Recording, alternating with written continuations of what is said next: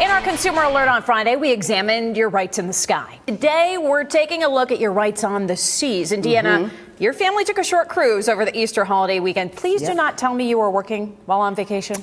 Nikki, you know I'm always working. I'm always working. And that's because consumer stories are around us every day. And on vacation, I experienced a kerfuffle that immediately started me investigating. And of course, you know, I got video.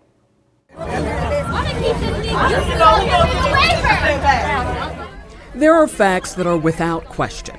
The earth is round. The sun rises in the east. And this woman is determined.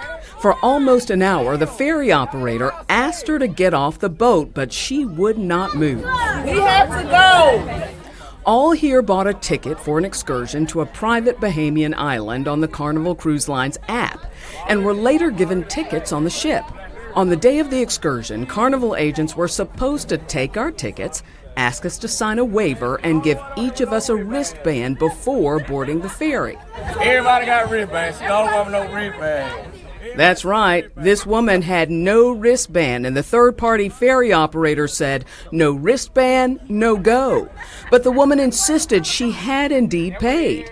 After more than 30 minutes, the other passengers, all hot and hungry, began to turn on her. Man, come on, man. Get on, man. Finally, an officer tried to convince her to get off the boat and seek reimbursement from Carnival. She refused. Another officer was called, and she clearly meant business. But the passenger insisted Carnival had proof of payment. She's now threatening a lawsuit against the cruise line. Leslie Silva is a principal at McCall, Sweeney & Silva.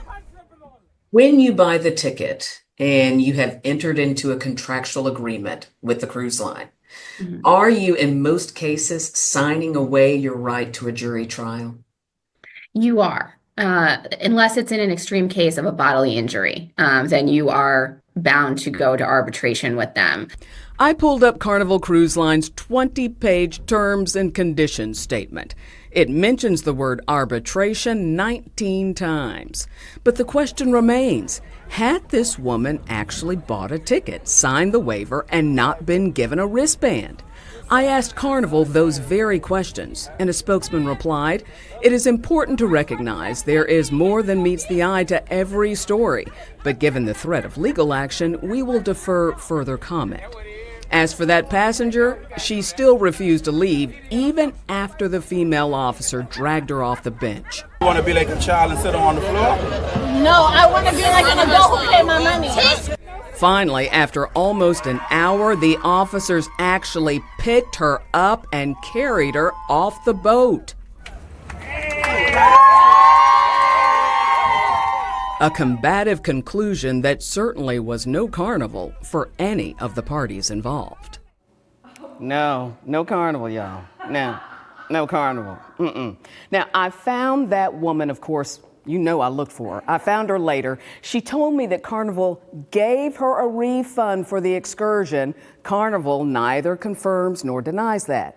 If you're unhappy about your cruise experience, you should first contact their guest services department. And if you can't get a resolution there, you can contact the Consumer Affairs and Dispute Resolution Services of the Federal Maritime Commission. I have a link in the body of this story on our website, WHEC.com.